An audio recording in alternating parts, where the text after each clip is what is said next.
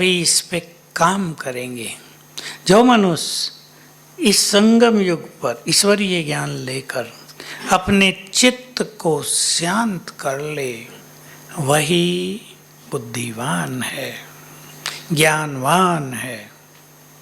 और जिसने भिन्न भिन्न बातों में अपने चित्त को जरा परेशान कर लिया, तो उसकी परेशानियां बढ़ती ही जाएंगी। अब ये समय ऐसा आ रहा है, ये परेशानियां बढ़ती ही जाएंगी। अगर आप इनको कंट्रोल नहीं करते तो ये तूफान बनेंगी। बहुतों को अनुभव हो रहे, एक जाती है पहले ही दूसरी तैयार है, वो जा रही है तीसरी तैयार है। इसलिए इन परिस्थितियों में लंबा समय लगाना पड़े, शक्तियां खर्च हो, पैसा भी खर्च होता है, इन सब से बचने के लिए अपने को कुछ समय दें सभी। नहीं तो इन परिस्थितियों में उलझने के बाद समय भी नहीं मिलता। फिर 2 लोग बीमार हो गए घर में, अब उनके पीछे लगना पड़ जाता है ना, पैसा भी जा रहा है, चिंताएं भी बढ़ रही हैं, टेंशन भी रहता है। बीमारों के साथ लगने से मनुष्य खुद भी बीमार हो जाता है, फिर नींद भी नहीं मिलेगी। इसलिए अभी अपने को समय दे दो, परिस्थितियों को समय दें, उससे अच्छा है अपने को समय दे दो, अपनी स्थिति को अच्छा बनाने के लिए। देखो, जो भी भाई बहनें मधुवन में ठहरे हुए हैं, उनके पास बहुत सुंदर अवसर है ना, बहुत सारे स्थान हैं योग करने के, 4 धाम यहीं बाबा ने स्थापित कर दिए, फायदा उठा लो। रूढ़ियान करके अपने को हल्का कर दो, पावरफुल बना दो, हैं सब 4 बातें बता देना, लिखी हुई भी हैं, तो फायदा उठाओ। यहाँ जब आप आए हैं और रहे हैं तो जीवन साधारण न रह जाए, बातों में यहाँ भी समय न निकल जाए।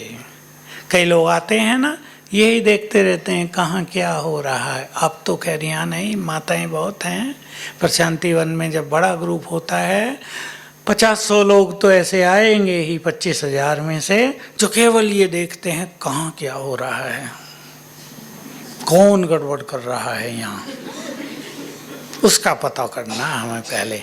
तो ना उन्हें क्लासेस से लेना देना होता, बाहर घूमेंगे, बाजार में जाएंगे, समाचार लेन देन करेंगे, और कुछ लोगों से मिलेंगे जो उनके दोस्त होंगे। अब ऐसे लोगों के दोस्त भी तो ऐसे ही होते हैं ना, या अच्छे होंगे। अच्छे दोस्त हों तो वो तो बड़े भाग्यवान हैं, वो उन्हें कहेंगे ज्ञान योग करो, नहीं तो यही सब देख लेते हैं।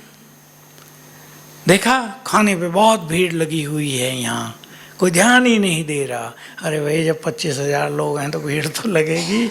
जो बुद्धिमान हैं वो आधा घंटा बाद जाते हैं, आधे लोग खा लें फिर चलेंगे, ठीक हो जाता है ना, शांति भी, और ये जो अवगुणी दृष्टि है ये भी समाप्त। तो हमें गुण ग्रहण करना है, और ऐसे स्थान पर आकर जो संसार में सबसे अधिक पावन है या नहीं, जहाँ हम बैठे हैं, सबसे महान तीर्थ तो यही बनने वाला है ना।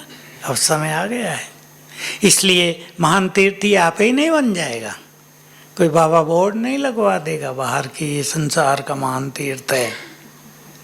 हम सबको महान तपस्या करते हुए, श्रेष्ठ वाइब्रेशंस यहाँ फैलाते हुए, इस महान स्थान को महान तीर्थ बनाना है। देंगे इसमें सभी योगदान।